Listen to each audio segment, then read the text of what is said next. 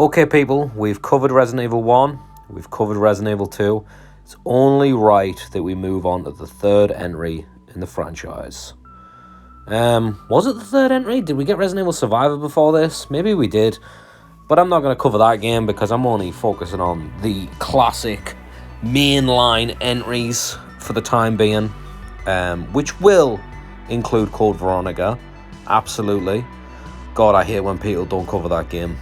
Well, I'm only covering the mainline entries, completely skipping over the game that should have been called Resident Evil 3. So let's start there, shall we?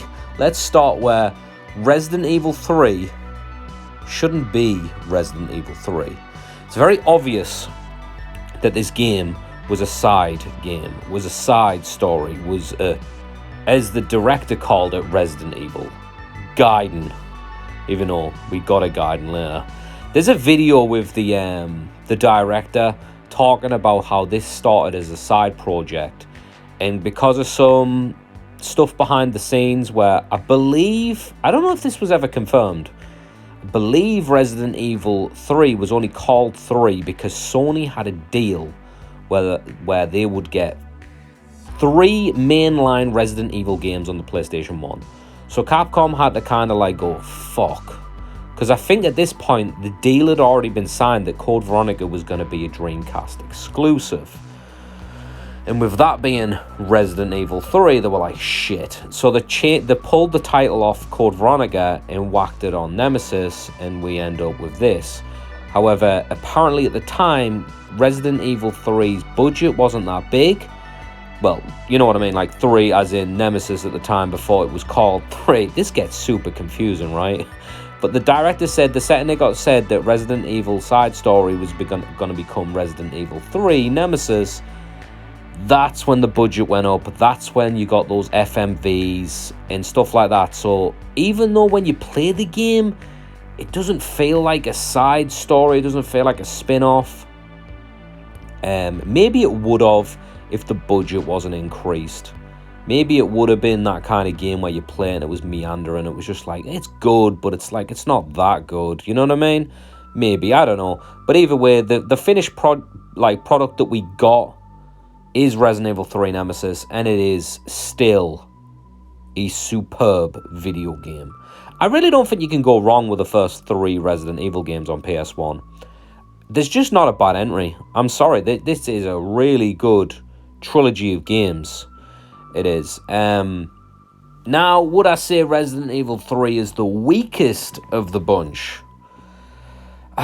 It gets a bit messy, if I'm being honest, because the stuff that Resident Evil 3 does that's really good, I mean, it's really good. The controls are the best they've ever been at the time. I think Resident Evil Deadly Silence, like the DS version of the first game, if you've played that, you probably know what I'm talking about.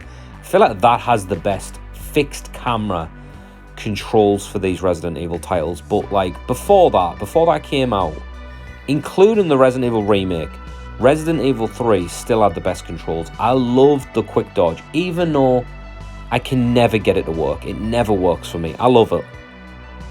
The quick turn, awesome. Free movement on the stairs. Honestly, Jill just feels really good to control in this game. Way better than any of the characters did beforehand in like Resident Evil 1 and 2. The controls are nailed. I love Nemesis. Honestly, because when I played Resident Evil 1, I was shit scared, right? Let's be real. I shit my pants so much playing that game. When Resident Evil 2 came along, it was tense, it was scary, but it was never like, I can't play this game because it's so scary. I can't keep going. I can't take breaks. Like, I didn't want to take breaks. It was just like, I'll just keep playing. You know what I mean? It was that kind of game. Resident Evil 3 comes along. I couldn't deal with the fact that Nemesis could just show up. That thing was terrifying. Obviously, looking back on it, Nemesis is pretty scripted in some ways. Now, keep in mind, you can kind of like manipulate when he shows up. He still just kind of gets trapped behind like 3 rooms. If you run like 3 doors, he just kind of stops following you. And obviously, like, you've got the whole like gimmick of he can't go in certain rooms, which I mean, you know, it is what it is. But it was just one of those things at the time without knowing all that stuff, the first time you're playing the game, that stuff's terrifying. And what makes it even more terrifying, right? The way I played this game, I didn't buy it. I didn't rent it. Nobody, I didn't take it off anybody. It wasn't an official product. It was a pirated copy of Resident Evil 3. Now, if you grew up in the era, you probably knew that piracy was rampant on the PS1. Like, everyone had copied games. And I had a copied version of Resident Evil 3. And when you booted it up, it had like a long list of cheats. I'm talking infinite ammo, infinite health, all weapons in the item box.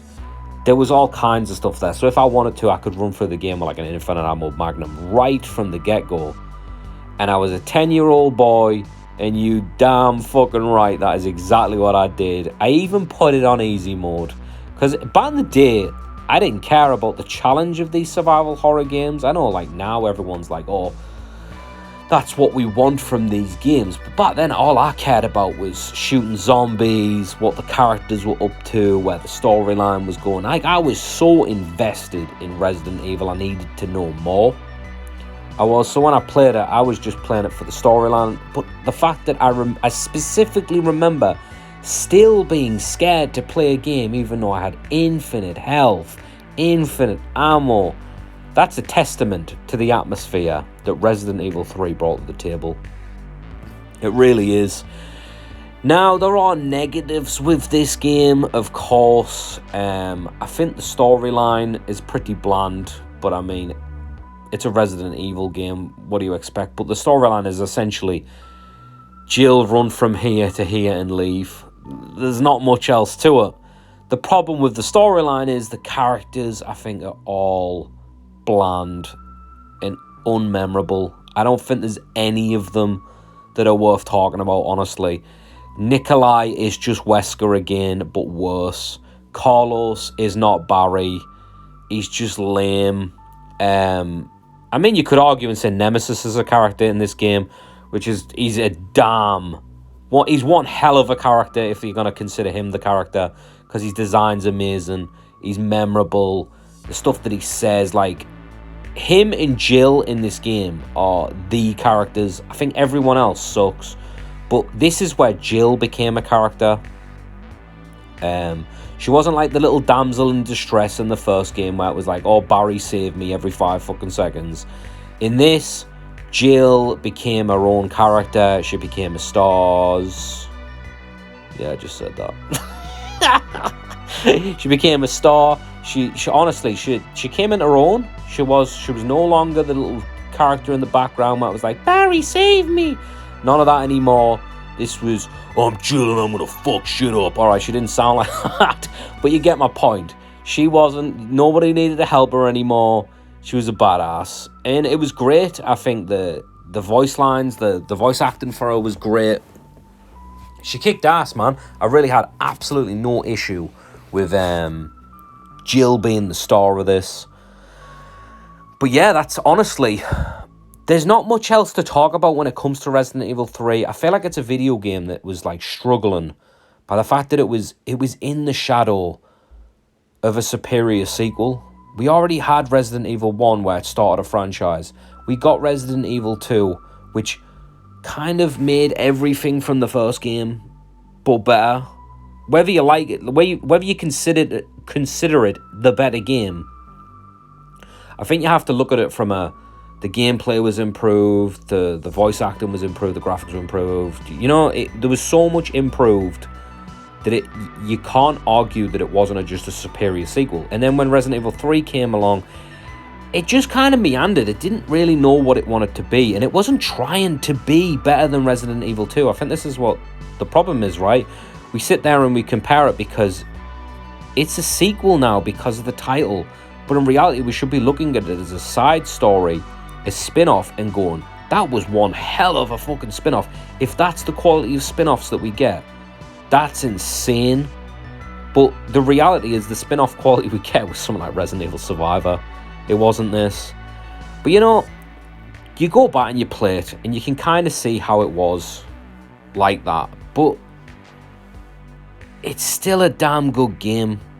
Like, in every aspect, it is. There's still fun to be had. I would probably still say... would I say it's the weakest of the trilogy? I think I would. Like, on the PS1, I think I would put it below the others. And that's because I've got such heavy nostalgia for 1 and 2. Because when it comes to Resident Evil 3, I don't specifically remember being hyped about this game in any way, shape or form. I don't remember reading about it in magazines. I don't remember people talking about it in school. I just feel like I found that copied game, the pirate disc, and we bought it from, some shitty people for a fraction of the retail price. We took it home and I played it. Now at this point, I know for a fact my parents had gave up. They knew they could not stop me from playing these games. It was my dad who specifically bought this for me. I was like, Resident Evil 3, it's pennies. The guy doesn't want any money for it. And he was just like, yeah, another fucking zombie game, whatever. He bought me it. They just gave up. They knew they couldn't stop me. I was well over the whole, like, having nightmares and stuff. I was like a 10-year-old kid at this point. It was history at that point. They gave up trying to stop me and just went, whatever, just play the damn game. It's just the way it went. But yeah, I don't remember hyping this game up in any way at all. I don't. And it's kind of funny because, like I said with Resident Evil 2, that was all over magazines. I remember reading magazines on Resident Evil 2 and just be like, cannot wait to play this game. But Resident Evil 3, I just don't specifically remember why I don't know much about it before I ever got that disc. Now, I had a hell of a time with it, obviously cheating and all. It's not like I played the game for real. I didn't play it like for real until like years later, Like, I'd beat arguably Code Veronica is the hardest classic Resident Evil title. I beat that way before I beat this, like, for real, Like, it's just so bizarre looking back on it, but I still have fond memories of Resident Evil 3. I still think it deserves your time. It's, like I said, it's got the best controls out, the classic ones on the PS1. It's just a damn good game. It is. It's got Jill at her best. It's got Nemesis. There's not much else you can ask for. What's your memories of Resident Evil 3? Do you remember, like, loving it? What do you compare it? How do you rank it? Not in the franchise, but in the PS1 era. Where do you rank it? How do you do that ranking? Because I really do struggle putting those 3 titles in order. But yeah, I absolutely love all 3 Resident Evil games, and I wouldn't say too much bad about either of them. Yeah, classic game, great memories. Let me know how you played Resident Evil 3. Maybe you haven't even played it. If you haven't played it, do you plan on playing it? Let me know in the comments. I appreciate all the new subs. I've been getting a lot of subs lately from, like, the Resident Evil content. So you're hungry for Resident Evil content? I guess I can do some Resident Evil content. But yeah, that's all I got, people. Let me know in the comments down below how this game makes you feel. Alright, people. I'll catch you later.